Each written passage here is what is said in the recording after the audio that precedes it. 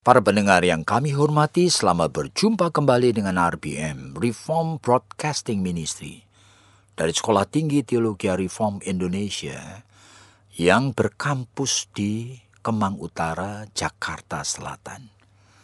Dan kami menjadi sekolah lebih dari 20 tahun sekarang yang diberkati dan diizinkan Tuhan tetap beroperasi dengan cukup baik.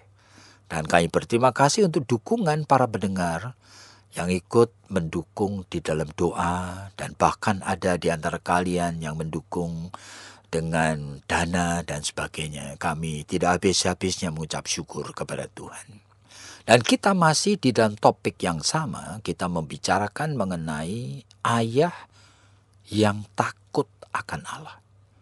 Yang di dalam Mazmur 128 yang kita pernah baca, itu adalah ayah yang diberkati oleh Allah. Yang akhirnya istrinya, anaknya pun sangat diberkati oleh Allah. Jadi perlu kita itu pikirkan dengan sungguh-sungguh, apa itu takut akan Allah? Jadi ayah yang takut akan Allah, itu ayah yang sadar bahwa sebetulnya dia dengan seluruh keluarganya itu ditempatkan Tuhan di tengah dunia yang memusuhi mereka, memusuhi kebenaran. Dunia yang berdosa. Sehingga seharusnya ayah yang takut akan Tuhan itu tahu bahwa dia tidak mampu, bahkan tidak berdaya menghadapi dunia yang berdosa, yang di belakangnya ada kuasa iblis yang terus-menerus seperti disebutkan dalam 1 Petrus pasal yang kelima.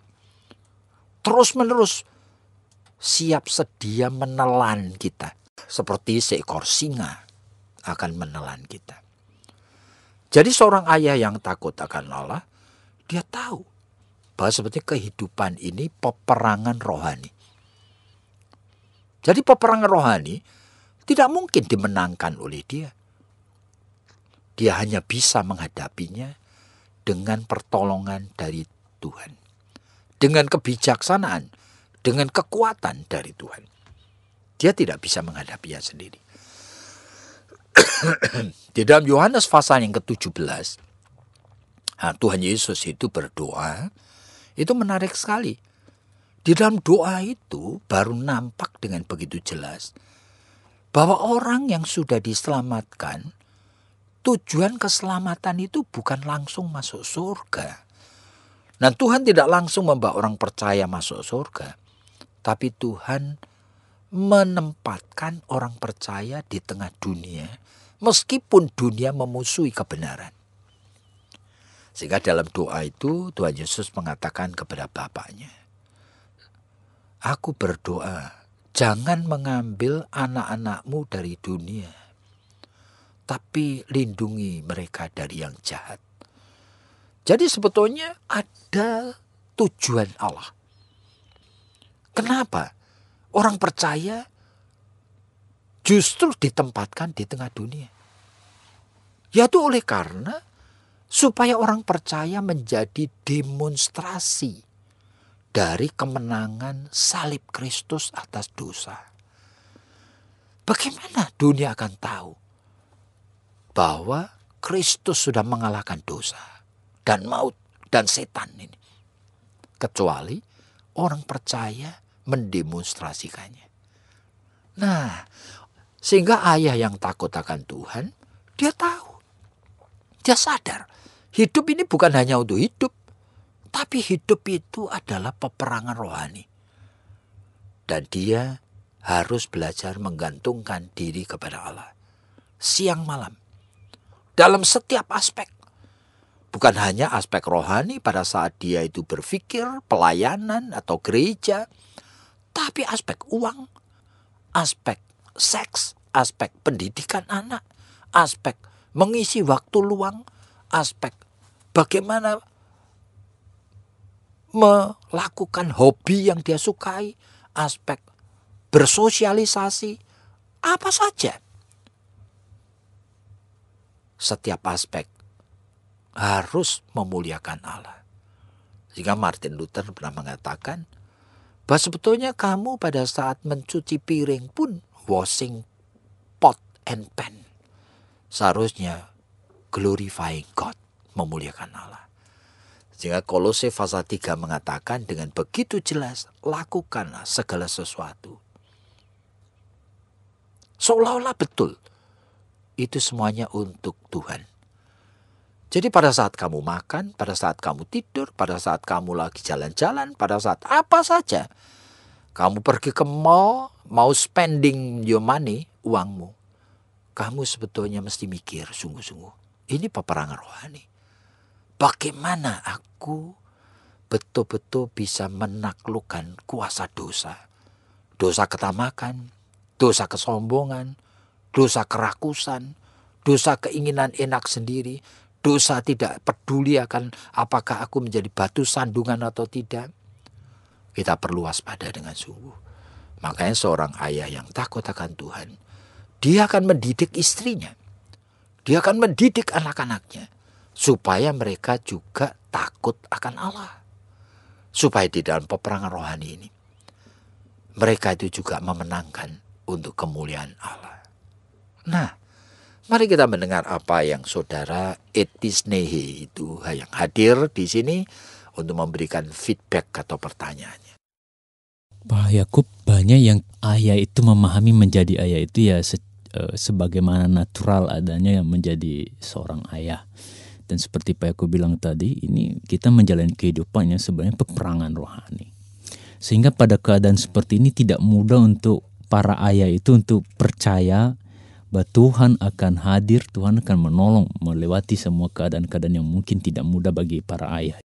Jadi bagaimana para ayah ini sampai pada titik saya percaya Tuhan bahwa Dia akan menolong meski tanggung jawab ini besar, tanggung jawab ini berat, tapi saya tetap akan menjadi menjalankan peran saya sebagai ayah seperti yang dikehendaki Tuhan dalam konteks peperangan rohani. Makanya jikalau seorang ayah itu adalah orang yang baru percaya tetapi level rohaninya itu bayi, wah itu sulit sekali.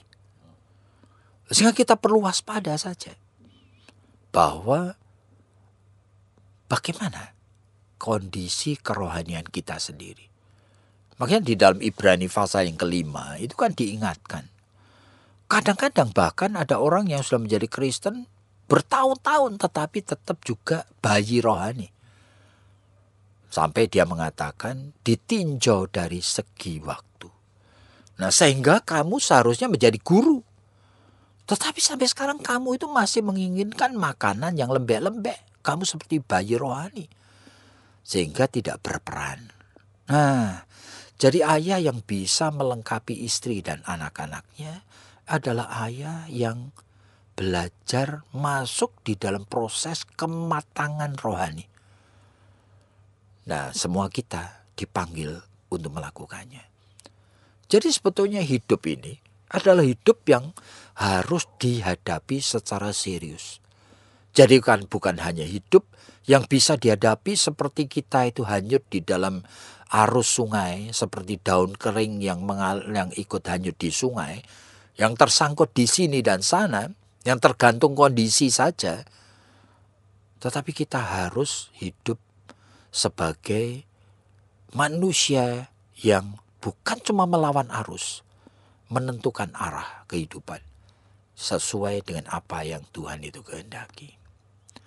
Jadi pada saat kita berbicara mengenai ayah yang takut akan Allah, dan kita melihat konteksnya, bahwa ternyata Tuhan menempatkan kita di tengah kehidupan untuk melakukan peperangan rohani ini.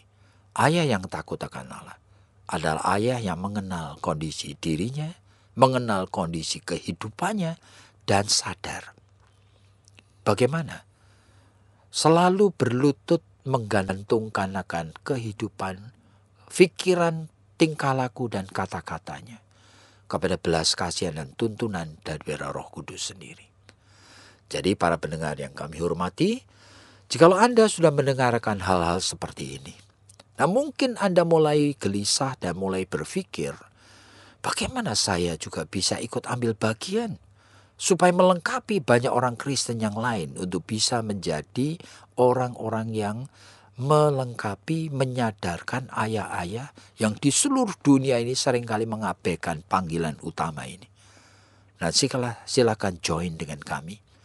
Kami ada program untuk menjadi hamba-hamba Tuhan, bahkan menjadi konselor-konselor Kristen. Dan kami akan akan tes saringan masuk pada bulan Juli yang akan datang. Nah, kiranya Tuhan memberkati Anda semua dengan berkat dari surga. Sampai jumpa.